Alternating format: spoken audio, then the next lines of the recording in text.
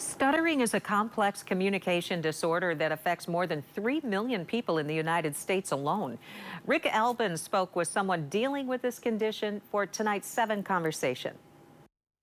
This month, we observe International Stuttering Awareness Day, and joining me to talk more about that is Sarah D'Agostino, a member of the National Stuttering Association. Sarah, first of all, thank you for being with us, and for all of us to get a little education here. We may think we know what stuttering is, but tell me in a more clinical terms how you define that, what it is, and then we'll go on from there.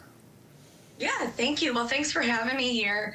This is a joy to be able to tell you more from a personal standpoint what stuttering is. I'm a person who stutters, and so stuttering looks a lot of different ways. And even for me, over the course of the years, it's looked a lot of different ways. So it can look like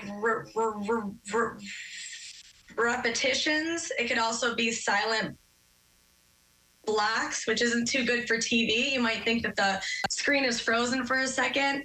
And then also it develops a lot of like secondary characteristics. So all of the avoidance and anxiety and all the things that are kind of underneath the surface is also just a part of stuttering and the challenge with it. So yeah.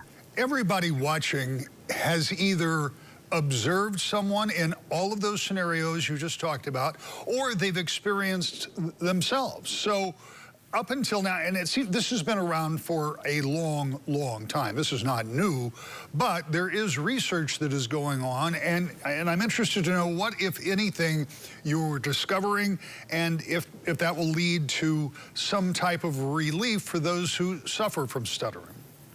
Yeah, well, I have to be careful because I'm not a scientist or a researcher myself, but the National Stuttering Association works really closely hand in hand with a lot of those researchers and speech and language pathologists. What I can talk about, though, is what I've seen over the course of my involvement over the last 20 years of being super involved in the support groups of the National Stuttering Association.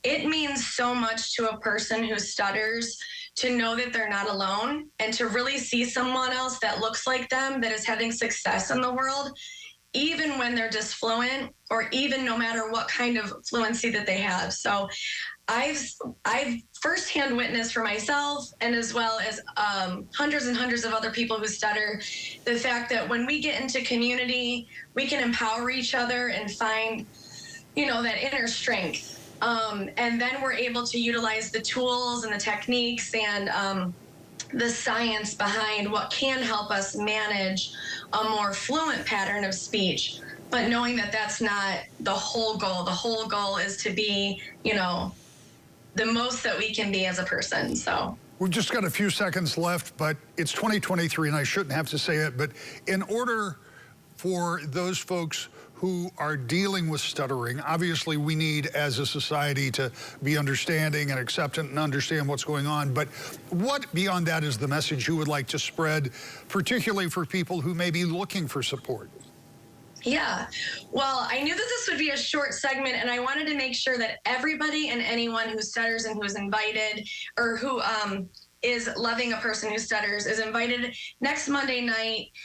youarenot alone23.com. You can register to be on a Zoom with us, and we can talk a lot more.